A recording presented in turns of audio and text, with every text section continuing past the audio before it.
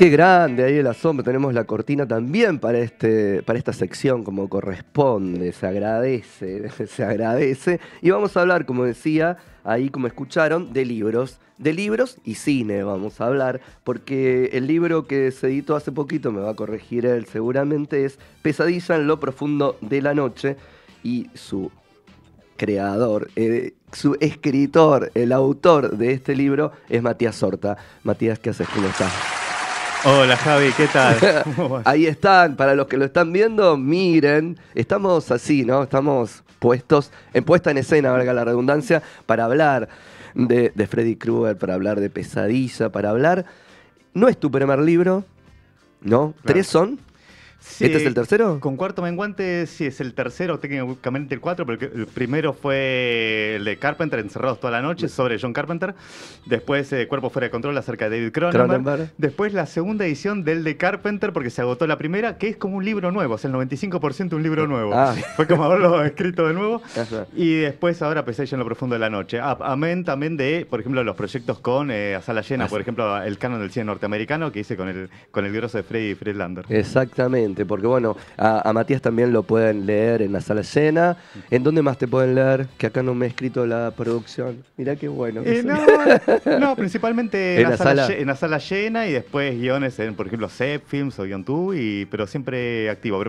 Pero a sala llena, digamos, yendo a la respuesta concreta, a sala llena es donde pueden encontrar más críticas y entrevistas y demás. Bien, ese mundo. Hay algo que vos decís que tiene que ver con esta especie de trilogía de las 3C, ¿no? Carpenter, Cronenberg y Craven. De alguna manera, ¿estaba pensado originalmente cuando escribiste el primero o empezaste a entrar en ese mundo y te diste cuenta que ahí había algo que los juntaba, los unía? En realidad sí, nunca no fue planeado. No fue planeado así, por lo menos hacer un libro acerca de las 3C. Por supuesto son directores con los que yo me crié, así, ídolos de siempre, ¿no? John Carpenter, Cronenberg y Craven. Pero nunca estuvo en los planes, así como libros sobre las 13. El de Carpenter, bueno, me convocó ahí Mariano González Hachi, que recién arrancado con Cuarto Menguante. La experiencia fue espectacular y se repitió en los siguientes libros. Bueno, con Cronenberg después. Y después con Craven iba a ser en un momento un libro sobre Craven. Estuvimos ahí comentando con Mariano, Después en un momento dije... porque estuvimos así como debatiéndolo y dije en un momento, esto a principios del 2022, che, ¿y por qué no un libro sobre Pesadilla exclusivamente? Porque a veces, viste, pasa que podemos adentrarnos en la vida y en la obra de un director a través de una de sus películas. Siempre se me viene a la mente el caso de, por ejemplo, de T, que ahí podemos adentrarnos en la vida y en la obra de Spielberg. Sí. Y así millones de casos. Y acá podemos hacer lo mismo, adentrarnos en lo que es la vida, tormentosa vida y la obra de Wes Craven. Y pensé, me parece que podría funcionar. Y se lo propuse a Mariano y él me dice, mira, justo yo estoy craneando en Cuarto Menguante una especie de conexión. De otro proyecto, así como dentro de la editorial, de un libro dedicado a una película entera. Y bueno, ahí sí, el primero en salir fue el de Magnolia, que hizo Crítico Cítrico, después el de The Wall, que hizo Mariano Castaño, hace poco salió el del Exorcista, que hizo Mariano Morita. Pero el proyecto recién lo tenía en la cabeza en ese momento y me dijo, bueno, tenía este proyecto en mente y pensé en vos para Pesadilla. Así que, excelente. Se juntaron las dos cosas que tenías ahí en mente. 1984, ¿verdad? Así es. Sí, ahí estábamos. Ahí apareció ese mundo. Y para vos, esa Pesadilla también cambió un poco lo que tiene que ver con el cine de terror, si querés, ¿no? Asesinos seriales y muertes y demás por ahí, para el cine de Hollywood. Sí, lo que pasaba en ese momento, Pesadilla aparece en un momento en donde las películas slasher son las películas estas de asesinos enigmáticos, ¿no? Muchas veces enmascarados, que empiezan a exterminar generalmente adolescentes con las hormonas en ebullición, ¿no? Sí. Por ejemplo, Halloween es bueno, ya hay antecedentes, hay películas antes de Halloween, hay como proto-slasher, como Black Christmas, incluso La Masacre de Texas podría ser considerado un proto-slasher. Pero es Halloween de Carpenter justamente la que empieza a establecer las reglas, ¿no? Que vamos a ver en esta clase de películas. Y por supuesto las de Viernes 13 es donde explotan esta fórmula, pero al máximo. Pero para esto fue en Halloween a fines de los 70, y después llega las de martes 13 o viernes 13, ¿no? Sí. Ya a principios de los 80, pero ya llegó un punto en que empezó a agotarse la fórmula porque todo el mundo recurría a eso, porque era muy fácil, ¿no? Para los productores producir este tipo de películas, porque juntabas un grupo de pibes, generalmente eran actores sin mucha experiencia, tirás en un lugar así muy aislado, por lo general un campamento, y ahí empieza a invertirse en sangre, en todo caso, en sangre falsa. Pero ya se estaba agotando la fórmula y en eso, bueno, Craven toma el esqueleto, lo que es. Porque Pesadilla, bueno, podemos decir, ¿es un slasher? Esa es la pregunta que sale. En realidad, la respuesta es afirmativa, pero en realidad siempre, como incluso en muchos libros, surgen las dudas. De hecho, Cuarto Menguante publicó un libro dedicado enteramente al slasher, donde el capítulo de Pesadilla se titula Pesadilla, el slasher que no lo era. Ah, bien. Porque en realidad toma lo que hace Craven, que ya tenía como estaba construyendo una carrera, ¿no? Pero como que no la terminaba de pegar del todo, ¿no? Porque Sí. ya había hecho, bueno, su ópera prima fue La Última Casa a la Izquierda, después hizo la tercera fue Las Colinas Tienen Ojos y demás, que impactaron fuerte, pero el tipo le estaba costando así como consagrarse como un nombre fuerte del género. Y bueno, él empieza a pensar esta película y toma, bueno, que está inspirada en realidad en cuestiones personales, ¿no? Con una infancia muy tormentosa, donde ahí vivió el maltrato, vivió la represión por parte de una religión que abrazó a la madre, la religión bautista, y después las pesadillas que le generaba todo ese estrés, ¿no? Toda esa represión.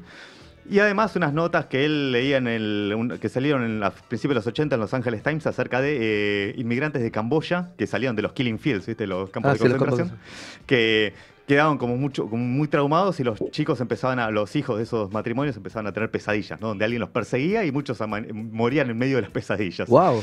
Así que terrible, y él a través de eso empieza a armar una película también donde un grupo de jóvenes son asesinados por alguien en sus pesadillas, pero lo pone todo eso en el esquema en la plantilla de un slasher, ¿no? Claro. Así que por eso podemos decir que él toma lo que eran ese tipo de películas, esa fórmula que ya se estaba agotando, ¿no? A principios, mediados de los 80, y le insufla un aura sobrenatural, ¿no? Ese elemento, ¿no? De esto de los sueños, ¿no? De lo onírico, Claro. ¿no? Porque Freddy ataca en los sueños, o sea, donde están indefensos. De hecho, Craven siempre recordaba que él, al principio cuando era chico y tenía pesadillas, ¿no? Le acudía a la madre, ¿no? Y ella le decía, no, ese es un lugar al que nadie puede no puede protegerte, acceder, tenés que ir solo. Y esa sensación de estar en un lugar, ¿no? Donde todo puede suceder, donde no hay reglas, o tiene reglas muy específicas y además estás solo, estás indefenso, eso realmente lo perturbó, ¿no? Lo afectó mucho y por eso lo plasmó acá en la película y tomó elementos del slasher para llevar ese subgénero más allá. Un poco más. Sí, Un poco donde más. Exactamente, para darle otro giro, revitalizarlo en todo caso. Y después, bueno, Pesadilla se fue como... No, porque otra vez, la gallina de los huevos de oro, ¿no? Esto es típico de Hollywood, que 1, 2, 3, 4, 5, 6, y seguimos, y seguimos, y seguimos. Tal cual. Sí, de hecho, como es...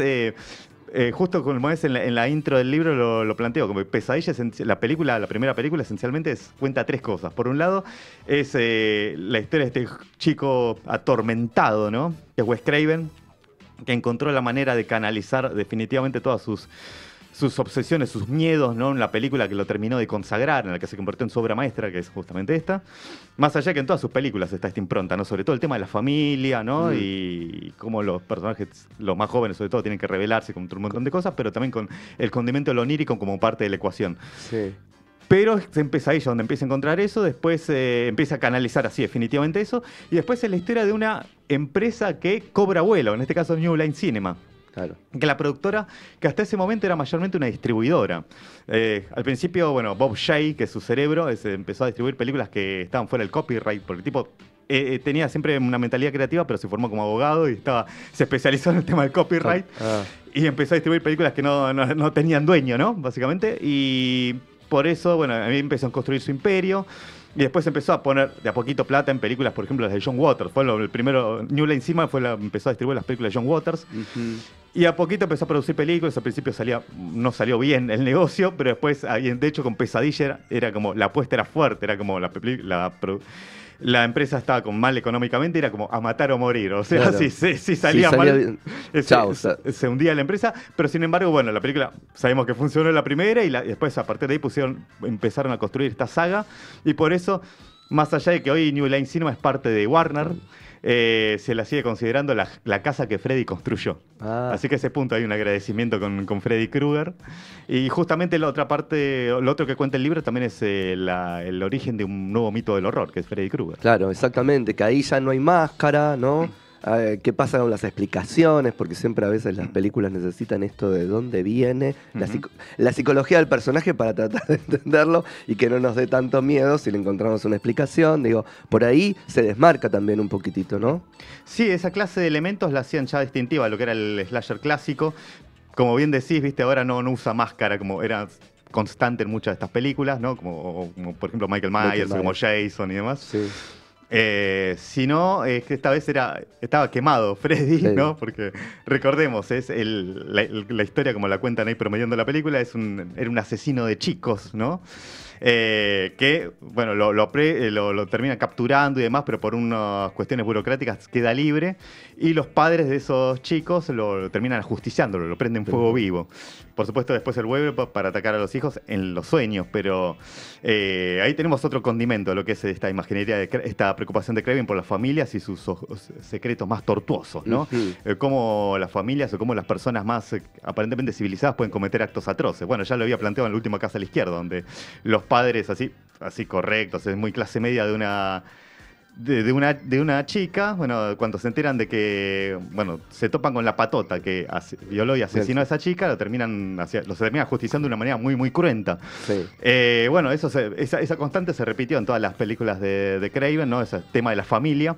Y acá en Pesadillas, si va por ese lado, que ya tenemos un trasfondo mucho más profundo, ¿no? De por qué, digamos, por el lado más que nada de los padres de por qué se originó Freddy, ¿no? No conocemos al principio, de eso lo vamos a ver en la secuela, de quién es Freddy Krueger, claro, pero sí cómo es que empezó a generarse esa criatura. Y lo que tiene además Pesadilla, de que se diferencia de otros slashers y el común de las películas de terror de la época, principio de los 80 estoy hablando, es de que empieza a haber una preocupación por el guión y por los personajes, porque generalmente los slashers los de Viernes 13 te los tiran en el bosque y empiezan a exterminarlos uno por uno y mucho más para contar no hay. Acá profundiza mucho en los personajes, justamente ahora en estas cuestiones que estoy contando de la familia y los secretos familiares. De hecho, y te lo plantea ya en la primera secuencia, porque recordemos que arranca con la pesadilla al principio, en los primeros 15 minutos, parece que la protagonista va a ser Tina, que es esta chica rubia que empieza a tener estas pesadillas. Y me acuerdo que la primera vez yo, cuando la vi de chico, caí en el truco ese hitchcockiano, claro, si se quiere. Yo no había visto así cosas, así que yo creí en la trampa, porque siempre vemos más a Tina en los primeros minutos y pensamos que todo va a girar sobre ella, que ella va a ser la protagonista y la chura de una manera espantosa, muy traumatizante a los 15 minutos, ¿no? Claro. Yo me acuerdo que, sí, ya estoy entrando en terreno personal, me acuerdo que quedé como choqueado, como salí corriendo, no seguí viendo la película la primera vez. O sea, esa primera experiencia con la película fue muy traumatizante y no seguí viendo. Porque no podía entender, ahora, ¿cómo se lo combate a este tipo que encima aparece en los sueños? Claro. Y encima, además, matando a la protagonista, ¿cómo sigue esto después?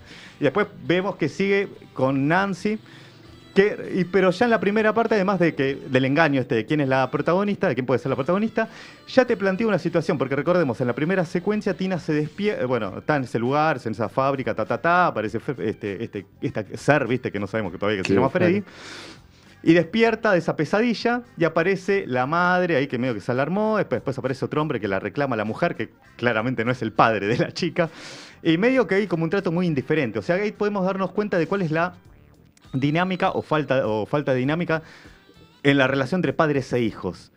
De que los chicos van a estar como descuidados, que van a estar desprotegidos, ¿no? Ya desde el vamos, que sabemos que hay algo, ¿no? Después nos damos cuenta, después que matan a Tina, de que los padres estaban separados, de que la madre se había escapado con el tipo ese que era el novio hacia Las Vegas. Como que había como un quiebre, como esta cuestión de las familias quebradas ya claro, está muy presente. Después, por supuesto, cuando empezamos nos damos cuenta de que todo tiene que ver parte del ajusticiamiento de Freddy, cómo quedaron traumados los padres también. Pero después, por supuesto, cuando la protagonista pasa a ser Nancy, ahí nos damos cuenta de que la situación situaciones mucho más profundas. De hecho, hay un plano, bueno, ya conocemos a los padres cuando después de que ella, bueno, ella va a la comisaría, el padre es el comisario, de que medio que le interroga también el país.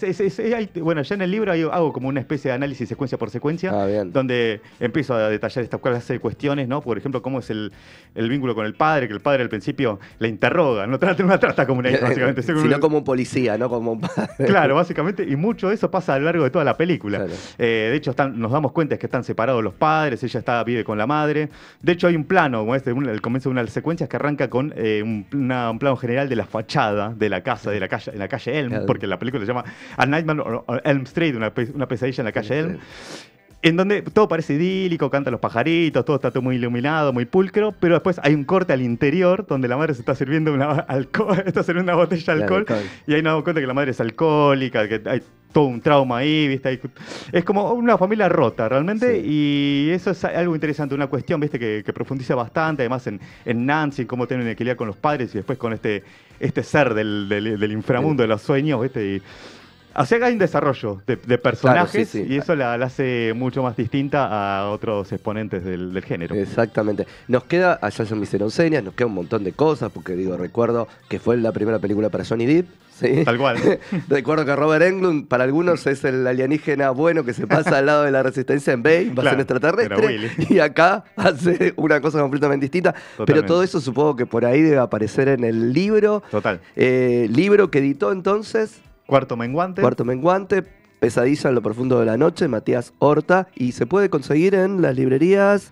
Como... Sí, pues sí, está en muchos lados, por suerte están en varios lados como libro film, pero también, por ejemplo, lo pueden encontrar en Jenny, lo pueden encontrar en Losada y en Corrientes, por suerte está en varios lados. Bien. En Telequia, así que la verdad que hay muchas maneras de conseguirlo, así que es un excelente regalo en Navidad. De Navidad, exactamente. Juntar la literatura y el cine desde un análisis, en este caso hecho por Matías Horta, y bueno, el arbolito de Navidad, están todavía a tiempo para comprarlo y regalarlo. Matías, muchas gracias por este rato acá con Cinefilia. Muchas gracias a vos, Javi, y bueno, la verdad que un placer, ¿verdad? Nos vamos a nuestro primer tema musical del día de hoy, que es Little Things, el tema de One Direction, que aparece en One Direction This Is Us.